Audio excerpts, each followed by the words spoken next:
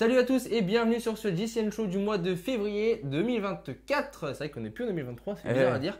Et donc pour ce mois-ci, on vous a posé des questions sur les petits budgets. Donc on va voir ça ensemble aujourd'hui. Allez, on y va. Premièrement, Alex, la question est pour toi. C'est de Nge. Quels équipements et composants est-il intéressant d'acheter d'occasion? A contrario, lesquels ne faut-il surtout pas acheter d'occasion? On va directement aller dans le vif du sujet. Donc pour ma part, ce qui est intéressant d'acheter, c'est tout ce qui est compteur GPS quand ils sont assez récents à des prix abordables, des roues. Les roues, alors qu'elles n'ont pas été beaucoup utilisées ou s'il n'y a pas de choc ou d'usure dessus, proprement dit, comme des éclats de vernis ou autre. Les lunettes. Alors les lunettes, pareil, ça c'est quand la monture est très propre et que le verre est assez propre ou que le verre ne coûte pas cher à remplacer, ça peut valoir le coup. Après, donc ça c'est pour toi, c'est tout ce qui est sacoche. Bien sûr. Les sacoches, si elle n'est pas usée, etc. On ne prend aucun risque sur ces pièces, c'est visible de voir directement l'usure. Après, on peut aussi acheter des prolongateurs. Là, c'est pour nos triathlètes, pour nos experts du gravel race. C'est ça. En Magiman. Après là, tu l'as mis aussi des lampes, donc tout ce qui est pièces spécifiques. Des lampes, ça peut s'acheter aussi. Après moi, il y a aussi du textile. Je trouve que c'est plutôt pas mal le textile. Juste, on évite les cuissards, question d'hygiène. Mais tout ce qui est par exemple des maillots, t-shirts, sous-maillots, ça peut le faire. Par contre, jambières aussi, manchettes. Et par contre, tout ce qui est cuissard, on évite. Et on va justement passer à l'autre partie. Donc toutes les pièces d'usure qui ne sont pas achetées. Tout ce qui est, on va dire, du consommable sur le vélo. Donc chaînes, cassettes, pneus. Après, si les cassettes sont, on va dire, d'occasion, c'est aussi ne pas acheter dans un magasin ou autre. C'est en particulier. Mais si elle n'a pas été beaucoup utilisée ou pas utilisée, ça peut s'acheter. Cintre carbone, on évite parce que voilà, toutes les fissures, ça peut ne pas se voir. Après, tu as mis tenue d'hiver et notamment surtout tout ce qui est étanche, tout ce qui est du Gore-Tex, etc. On évite. Même si parfois ça peut valoir le coup, mais on ne connaît pas l'imperméabilité et si elle est encore imperméable. Et ça peut être gênant. Et après, on n'achète surtout pas tout ce qui est casque, tout ce qui est niveau de sécurité. L'élément de sécurité, le casque, c'est impossible, il ne faut pas l'acheter. Si la boîte est neuve, le casque est neuf, voilà, ça peut le faire. Avec l'étiquette. Mais avec l'étiquette tout dessus. Mais par contre, si le casque n'est pas neuf, ça ne sert à rien parce qu'on ne sait pas si la personne est tombée avec, on ne sait pas s'il y a une fissure dedans et ça peut tomber sur vous. Il suffit d'une mauvaise chute, le casque peut s'exploser et sauf qu'on ne sait pas s'il a été fissuré avant et ça peut moins bien protéger. On va enchaîner avec la deuxième question. La deuxième question, elle nous vient de Timéo6608, cette question est pour toi Max et c'est vélo carbone bas milieu de gamme ou alu haut de gamme quand on n'a pas un superbe budget. Écoute, moi je pense clairement que c'est une question de style à géométrie égale. Voilà, à géométrie égale et à poids égal. Parce que globalement, entre un carbone bas de gamme et un alu haut de gamme, les poids sont à peu près identiques. C'est une question de préférence. Moi, je vais préférer rouler sur un alu haut de gamme qui sera peut-être un peu plus unique que le vélo carbone bas de gamme. Voilà, c'est à vous de choisir. Il n'y a pas vraiment de choses qui vont nous bloquer dans cet achat. Donc voilà, l'alu. Prochaine question, c'est Maxime Adriana Solo 98. Donc c'est pour toi Alex. Maintenance. Vaut-il mieux investir pour upgrader son vélo ou bien faire une maintenance plus complète et plus rigoureuse pour l'entretien courant? Alors c'est une bonne question. Alors personnellement, je préférerais faire une très bonne maintenance, on va dire quasi hebdomadaire. Hebdomadaire, tout dépend de combien de kilomètres tu fais. Les pièces d'usure à changer. Parfois, il y a plusieurs pièces qui se dégradent en même temps et du coup, il faut changer des questions hebdomadaires ou mensuelles ou trimestrielles, peu importe. Mais sinon, c'est vrai que après, tout dépend de comment tu veux upgrader ton vélo. Si tu veux l'upgrader ou avec une bonne paire de roues, ça peut se faire. C'est même mieux parce que les roues font partie. C'est l'une des plus des pièces les plus importantes du sûr. vélo. C'est ce qui peut changer complètement le comportement d'un vélo. Donc moi, je suis plus au niveau de l'upgrade de changer uniquement la paire de roues, ajouter peut-être des pièces parfois en céramique, même si c'est pas le plus judicieux au niveau du budget, d'amener de la céramique. Après, changer un groupe, etc. Ouais, je vois pas trop l'intérêt. Surtout si on a une transmission qui est usée, quoi. Oui, en fait, Clairement. à la limite, passer du mécanique au DI2, pourquoi pas. Mais voilà, je préférais, si c'est de l'upgrade, c'est vraiment que des roues. Sinon, après, voilà, une maintenance, c'est beaucoup mieux en termes de budget aussi. Ça coûte un peu moins cher parfois. Quatrième question, déjà la quatrième, de Dadutech. Donc, salut l'équipe, le prix des vélos, ce sont les ça c'est pas faux. Les prix des vélos se sont envolés. Pouvez-vous nous conseiller des modèles de vélos carbone qui ont un bon rapport qualité-prix entre 3000 et 5000 euros? Deuxième question, il y a une deuxième question. Eh oui, oui. Deuxième question, est-ce qu'un cyclo moyen peut acheter un vélo pur aéro du style Madone ou Aérode sans subir en dehors du plat ou est-ce trop exigeant?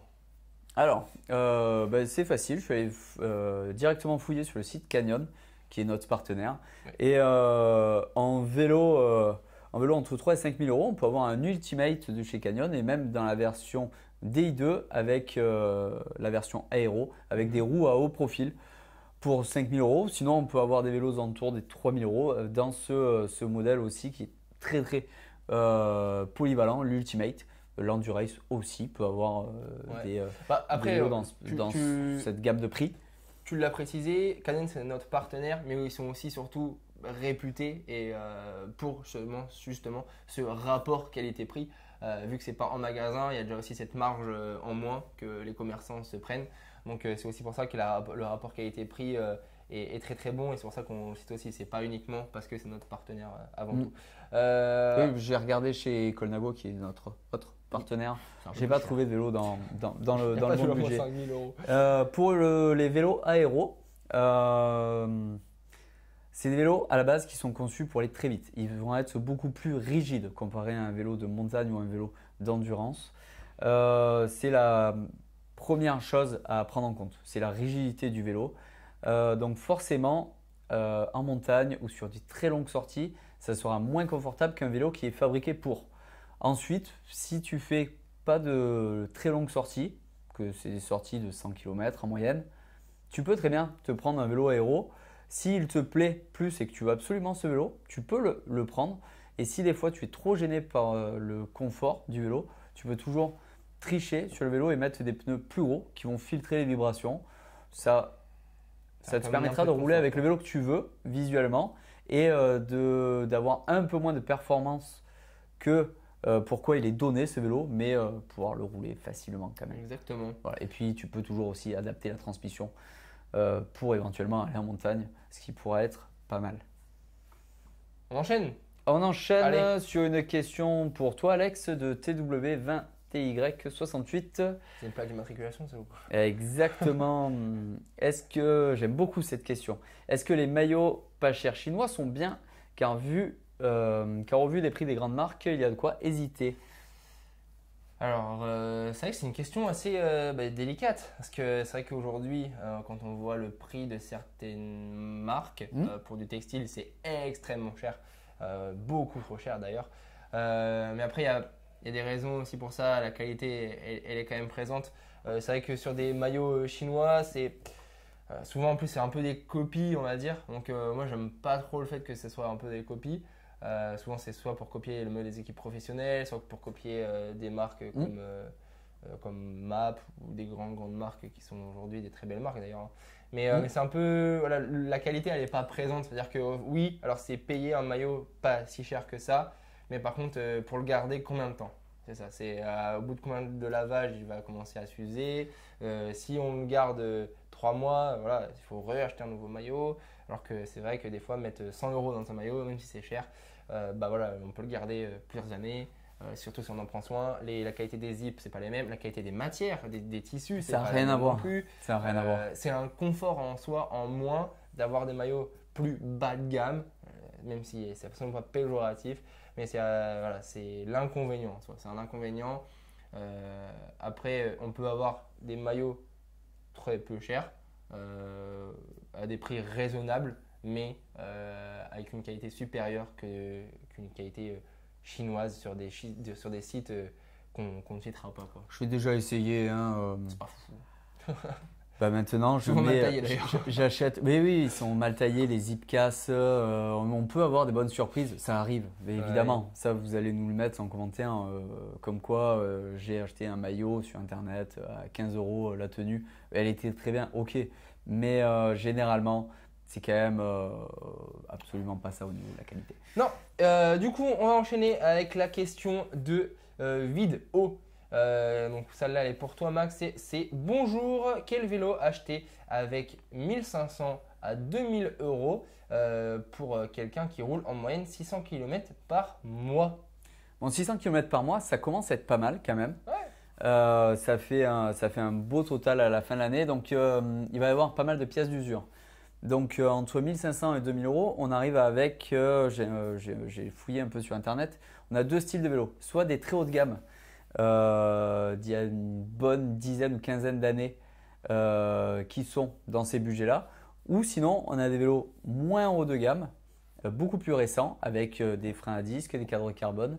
Et du coup, ça arrive exactement au même budget. Et ce qu'il faut savoir, c'est que quand on achète un très haut de gamme qui va être potentiellement très léger, à savoir que, admettons, on achète un Colnago équipé en Campagnolo Super au corps avec des roues boyaux.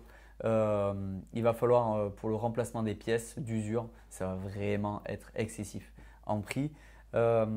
Surtout si on ne compte pas en faire notre sport principal. Ouais, c'est ça. Moi, je pense qu'il vaut mieux acheter un vélo moyenne gamme, voire même trouver la petite affaire, le vélo qui a 5-6 ans avec un cadre carbone, des freins à disque, qui sera peut-être 500 grammes plus lourd, mais où on trouvera les pièces facilement et l'entretien coûtera moins cher, clairement. Puis ensuite, si on vient à vraiment se développer et vouloir vraiment acquérir du matériel plus haut de gamme, ça fera une base moins vieille aussi à revendre et du coup, pour moi, c'est la bonne solution. Donc voilà. Prochaine question. Dernière question d'ailleurs. Dernière question, c'est pour toi Alexis, de David GN1VV. Salut les gars, que pensez-vous des produits Decathlon en tout genre, maillot, cuissard, bikepacking, home trainer, etc. Continuez comme ça. J'ai 17 ans, j'ai acheté mon premier vélo mon premier route grâce à vous et vous me donnez envie d'aller faire du vélo. Déjà ça, c'est très gentil. Si on t'a donné l'envie de faire du vélo, c'est une super chose. Continue comme ça et surtout ne t'arrête pas, pédale autant que tu peux. Donc par contre, c'est vrai que les produits Decathlon, c'est de la très bonne qualité pour un prix très raisonnable. Que ça soit dans tous les sports que font Decathlon, que ça soit, donc là on va parler du cyclisme évidemment, que ce soit des maillots, des cuissards, tout le monde a déjà eu. Enfin, je pense que toi, en fait, tu as bossé. Moi, quand j'ai commencé avec des cuissards Decathlon, des maillots Decathlon. Des fois, je m'entraîne encore aujourd'hui avec de la poudre de chez Decathlon, avec la marque Aptonia. Les home trainers, par contre, j'ai jamais testé, mais tout ce qui est bikepacking, tout ce qui est c'est les chaussettes, les gants, enfin voilà, il y a de tout. Les maillots. Et il y a vraiment de tout. Et c'est vrai que si tu peux acheter ça et que ça te convient, achète-le. Et aujourd'hui, ils ont des très belles gammes. Ils équipent même aujourd'hui des équipes pour professionnels. Ils ont leur propre équipe, il ne faut pas l'oublier. Leurs vêtements, c'est des Van Rysel. Donc les professionnels ne vont pas porter des maillots de mauvaise qualité. Donc voilà, aujourd'hui, Van Rysel s'est beaucoup développé en termes de textile, en termes de vélo. Voilà, ça devient une vraie marque à part entière. La seule chose qui est dommage, c'est que c'est Decathlon. Aujourd'hui Van Rysel, mais ils ont cette image de bas de gamme et c'est vraiment marketing, au niveau du marketing, c'est vraiment dommage parce qu'ils font des super produits. Mais moi, je suis 100% d'accord avec les produits Decathlon et je trouve ça top, hein, vraiment. Et notamment pour le bikepacking, je sais qu'ils ont technologiquement amélioré les maillots classiques de cyclisme en rajoutant pas mal de petites poches secondaires, y compris sur les cuissards. Ça fait partie des petites innovations pour accéder à la pratique et même pour en avoir une pratique moyenne qui sont très très bien. C'est ça, et même au niveau de tout ce qui est des vêtements un peu plus technique, tout ce qui est GABA, même si GABA, le nom GABA appartient qu'à Céline, mais tout le monde ça dit GABA, ou même des vestes de pluie en Gore-Tex ou quoi que ce soit, c'est très abordable et ça fait largement l'affaire quoi, enfin, pour tous les jours. Donc non, franchement, ça c'est top. Donc produit Decathlon, c'est validé. Donc voilà, on a fini. Voilà, on a fini. On a fini. Donc j'espère que on aura su répondre convenablement à vos questions. Puis voilà, cette vidéo touche à sa fin. Ce JCN répond du mois de février. Et voilà, commentez, faites-vous plaisir. Préparez vos questions pour le mois prochain. Préparez vos questions pour le mois prochain. On y répondra avec grand plaisir. Et on se retrouve très vite sur JCN en français. Allez, bye bye. Ciao.